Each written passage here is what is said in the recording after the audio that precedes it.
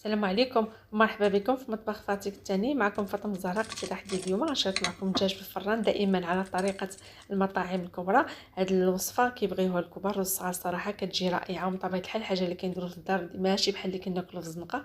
هنا غنشارك معكم هذا الدجاج برقائق الذره في الفران.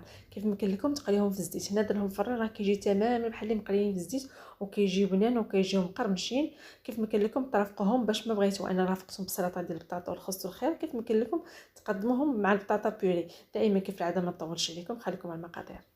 هنا عندي رقائق الذره او كورن فليكس، كنبكرهم بالكيسان بهذا الشكل هذا. كيف قلت لكم ديروا المدلك، ما خصش تخليوه غليظ بزاف، شويه رقيق وما يكونش رقيق بزاف، ما تطحنوش في الهاشوار باش يجيكم هاد الحبيبات بحالكم مجروشين. انا غنزيد ثاني مره اخرى نزيد نهرسهم بهذا الشكل هذا حتى نحصل على قوام يكون شويه رقيق. هنا عندي الدقيق الابيض، نتوما غديروا على الكميه على حسب الدجاج اللي عندكم بزاف عندكم شويه، هنا درت غير 2 معالق تقريبا على حسب كميه الدجاج اللي عندكم. وغادي نسمو، غندير الملحه وغندير السودانيه وندير الخرقوم. كيف ما قلت لكم ديروا التحميره، ما كنتوش غديروا السودانيه باش يجي داك الدقيق يجي فيه او الدقيق يجي فيه اللون ويجي حتى هو منسم، ما يبسلش لينا الدجاج. البيض حتى هو كذلك مثال، غندير ليه القوام، ندير ليه الكركم، الفلفل الحريف، البزار والملحه اللي عندكم ديروها على حسب الذوق تاني.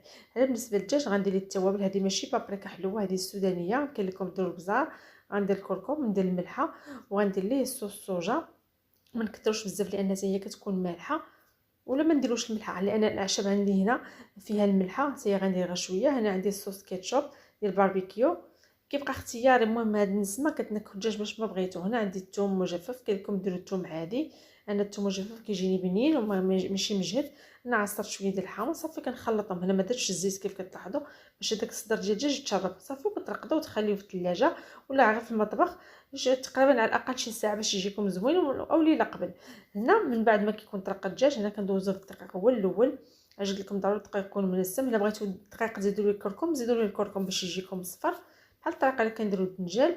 صافي كنحاول ندوز هذاك الدجاج كامل، كنلبسوا داك الدقيق بهذا الشكل هذا. عاد كنديروه في البيض وصافي كنديروا في هاد رقائق الذره. انا كيف تشوفوا راني ما رققتهاش بزاف، خليتها شويه غليظه باش كتجي باينه، حتى في التحمر كتجي زوينه.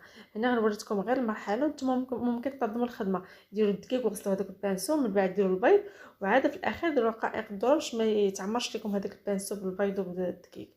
صافي غنكمل تندير الوحدات اللي عندي. عندكم وقت ممكن تقليهم وديروهم في الفران، ما عندكمش الوقت كتغطيهم بلاستيك غذائي وكديروهم في الثلاجه. الوقت اللي ساليتو راكم كطيبوهم ما كيطرى ليهم والو. انا درتهم في الفران راه كيجيو بنا ويجيو مقرمشين، غير ما تفوتوش المفران بزاف باش ما يجيكمش قاصح، لان رقائق الذره كتكون محمره ومقرمشه راه بسرعه كيطيب داك الدجاج، واصلا الطريفات راهم رقاقين ما غلاضيش بزاف بهذا الشكل هذا. صافي كندير في الفران.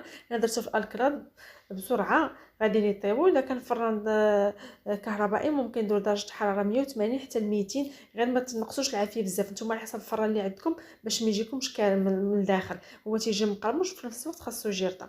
هنا درته في الكراد درجه حراره 270، ما بغيتش نقص عليه باش يطيب وفي نفس الوقت ما ينشفش بزاف. هنا كيف كتلاحظوا درت ليه 270.